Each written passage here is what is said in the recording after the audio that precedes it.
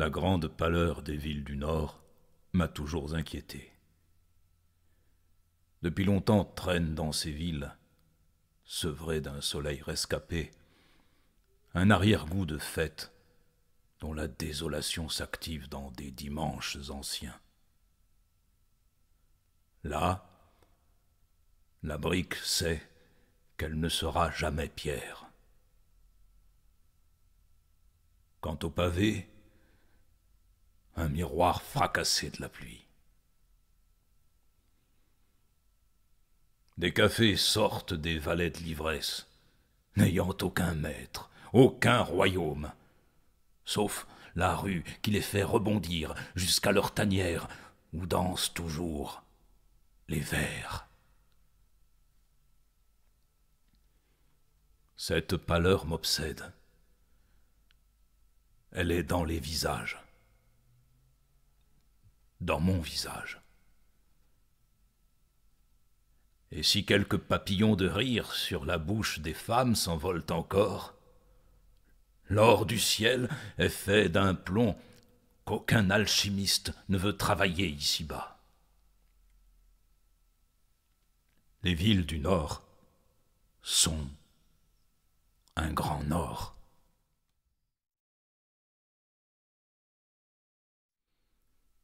Même en plein jour, la nuit résonne encore sur les murs d'Édimbourg. Tu regardes le Scott Monument comme une fusée de pierre qui n'attend que le compte à rebours de ta mort pour décoller.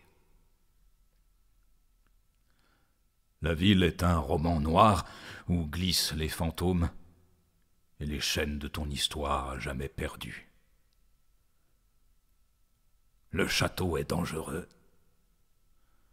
L'accès en est gardé par d'anciens militaires, si jeunes. Tu dors, dans les bars, en attendant que le jour explose dans le reflet des tables goudronnées de whisky. Il se pourrait que la vie te prenne en bandoulière, comme un vieux sac de cuir rempli de lettres qu'un jour tu écriras en souvenir de celles qui n'acceptèrent jamais ton silence. Northbridge, Hull City. La pierre accommode le temps.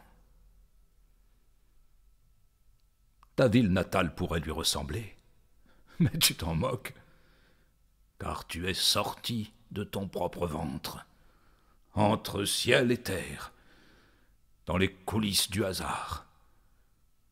Le soir où tu provoquas en duel les miroirs et les flaques, le soir où Édimbourg se roula à tes pieds, plus ivre que toi-même.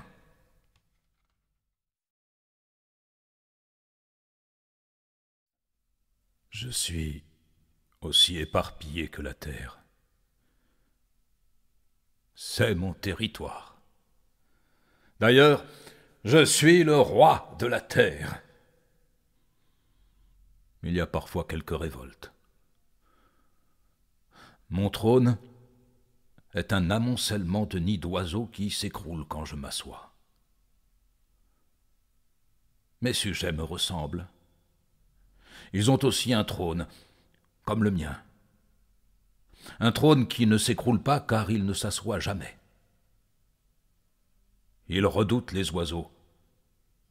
Ces oiseaux qui m'emportent vers un territoire dont je ne serai jamais le roi. Je ne suis pas responsable de l'orage ou du soleil qui inonde mes premiers os. Le torrent lui-même bégait devant ma salive. Ne parlons pas du vent qui titube devant ma seule respiration. Bien loin des contrées ordinaires, mon ombre de chair flotte au-delà des oiseaux migrateurs et ma parole s'étend et s'entend jusqu'au cœur d'un monde qui me ressemble, sans pourtant m'accepter.